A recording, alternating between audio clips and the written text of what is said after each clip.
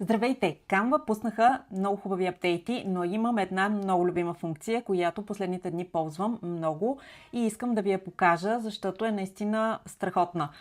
Това е Style Match, или така казано на български, да си напаснеш стила на елементите. Тъй като аз много обичам да ползвам елементи и тази функционалност идва точно на време, защото в края на месеца ще стартира моя мастер-клас за дизайн, който продава, и там точно говорим как да изберем стилове, шрифтове и бранд елементи, така че да бъдем разпознаваеми и да привлечеме точните клиенти. Така, Style Match се нарича.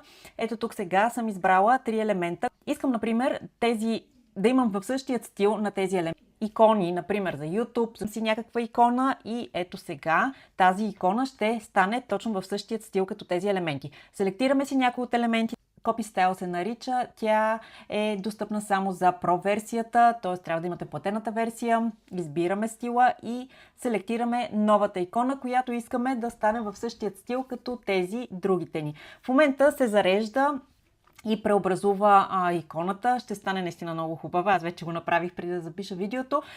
Наистина така можем да направим елементите много идентични. Ето, това е иконата. Разбира се, всеки път по различен начин я прави. Но да, важното тук е да знаете, че не може две картинки едновременно да обработва. И също друго важно нещо, не може да обработва качени картинки, т.е. може да обработва картинки само, които са в библиотеката на Canva, т.е. елементи, които са тук от Canva.